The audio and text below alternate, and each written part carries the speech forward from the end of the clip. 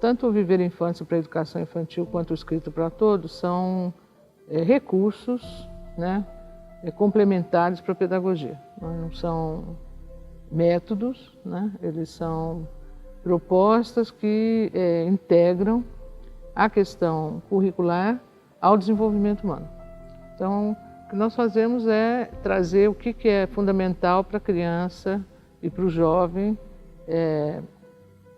estarem aprendendo na escola, se apropriando dos conhecimentos curriculares de uma forma que ele realmente forme memórias de longa duração e se apropriem daquilo. Então é uma colaboração com a pedagogia, isso é bastante importante, né? Nós temos trabalhado com isso já há algumas décadas, né? E os resultados são muito positivos, né? Nós temos as crianças escrevendo com bastante fluência, sem erros, né? E que é um direito, primeiro de tudo, é um direito humano, né?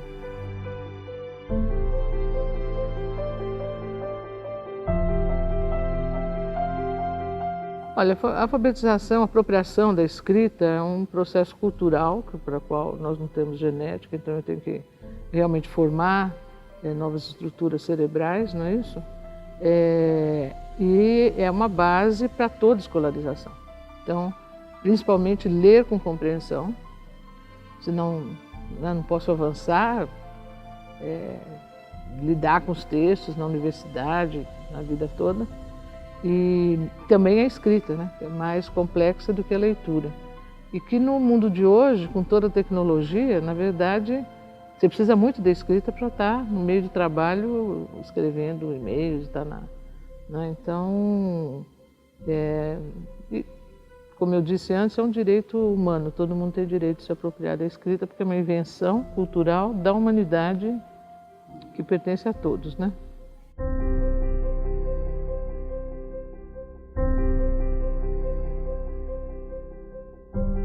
Olha, tanto os meios de comunicação como a tecnologia, né, eles não são um problema, eles viram um problema quando nós realmente não sabemos lidar com isso, né, nem limitar o tempo disso. Então, a criança, o jovem brasileiro passa horas, né, na tecnologia, ou assistindo televisão, ou nos equipamentos mais modernos, aí o computador e isso realmente tem uma interferência não positiva no desenvolvimento.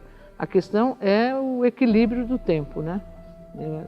Em si só, os equipamentos de comunicação não são do mal. Mas o que nós temos no Brasil, por exemplo, é um exagero de horas diárias que as nossas crianças estão interagindo com os equipamentos em idades muito precoces, né? Às vezes até 2 anos, 3 anos.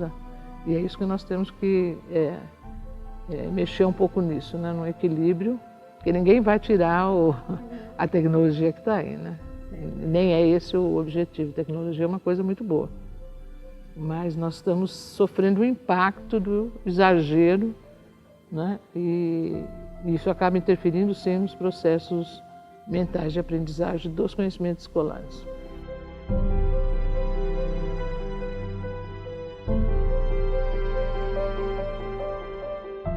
Olha, nós temos um cérebro musical, né? Quer dizer, a música é uma das coisas mais antigas da espécie.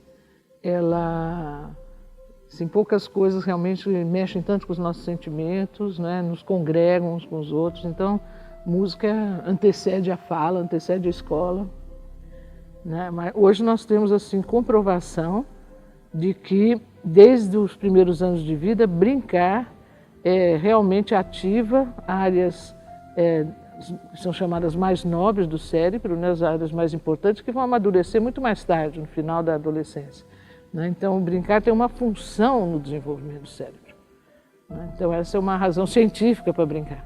Mas se nós olharmos do ponto de vista antropológico, na cultura, né, brincar é parte dessa vivência humana, né? E no brincar a criança exercita muitas coisas, ela se forma como ser cultural. Ela aprende a conviver com os outros, ela resolve conflitos, né? Quer dizer, são atividades absolutamente densas, né? De formação de comportamentos sociais, né? Do desenvolvimento da empatia com o outro, e são assim, absolutamente necessárias, né? Então, nós temos que tirar esse uso do horário da criança, da tecnologia, e alocar uma parte desse horário para as crianças brincarem.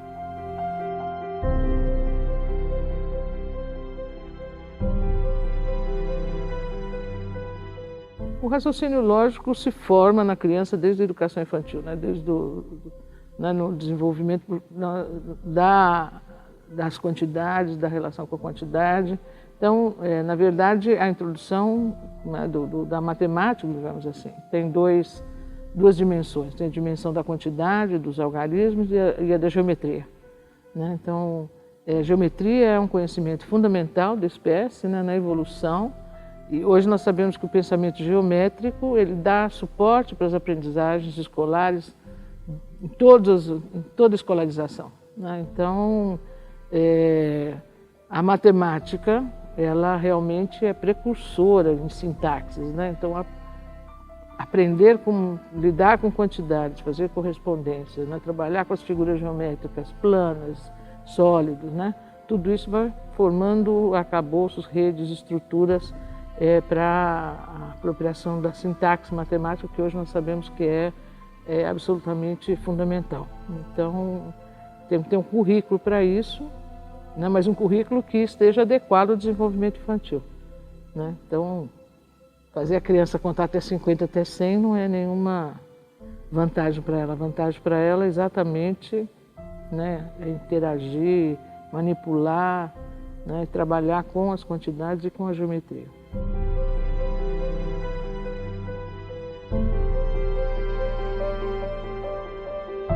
Na verdade, as crianças, a gente põe sempre a culpa da criança, ela tem dificuldades né?